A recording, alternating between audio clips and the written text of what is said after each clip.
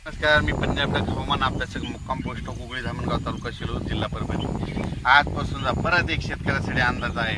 15, 16, 17, 18 पर्यंत पूर्व विदर्भ, पश्चिम विदर्भ, दक्षिण महाराष्ट्र, उत्तर महाराष्ट्र, कोकण पट्टी, खानदेश, मराठवाडा सगळ्या भागामध्ये दररोज 2-2 दिवस मुक्काम घेत पाऊस पडणार आहे।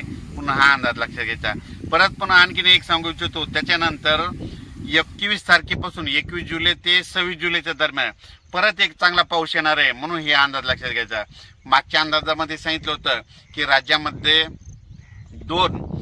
एक 16 तारखेला एक कमी दाबाचा पट्टा तयार होणार आहे आणि त्याच्यानंतर 19 तारखेच्या नंतर एक होणार आहे आणि हे दोन देखील कमी दाबाचे पट्टे झाल्याच्या नंतर ते महाराष्ट्रामधून जाणार आहे। आणि योगायोगाने तुम्हाला एक सांगतो, आता सध्या पंढरपूरची यात्रा आहे।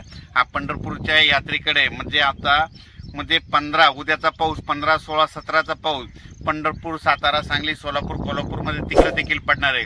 परभणी, नांदेड, बीड, जालना, संभाजीनगर, नगर जिल्ह्यात देखील चांगला खूप पडणार आहे। त्याच्यानंतर बीडमध्ये, लातूरमध्ये, तसेच सातारा, सांगली, सोलापूर सगळीकडे। त्याच्यानंतर पूर्व विदर्भ, पश्चिम विदर्भ म्हणजे पूर्व विदर्भाचे 6 जिल्हे, पश्चिम विदर्भाचे 5 जिल्हे, म्हणजे ह्या 11 जिल्ह्यात देखील म्हणजे ह्या 4-5 दिवसाचा पाऊस चांगला पडणार आहे। जाऊ नका म्हणून ही सर्वांना कळकळीची विनंती। अचानक वातावरणात बदल झाला, लगेच एक मेसेज दिला जाईल। धन्यवाद।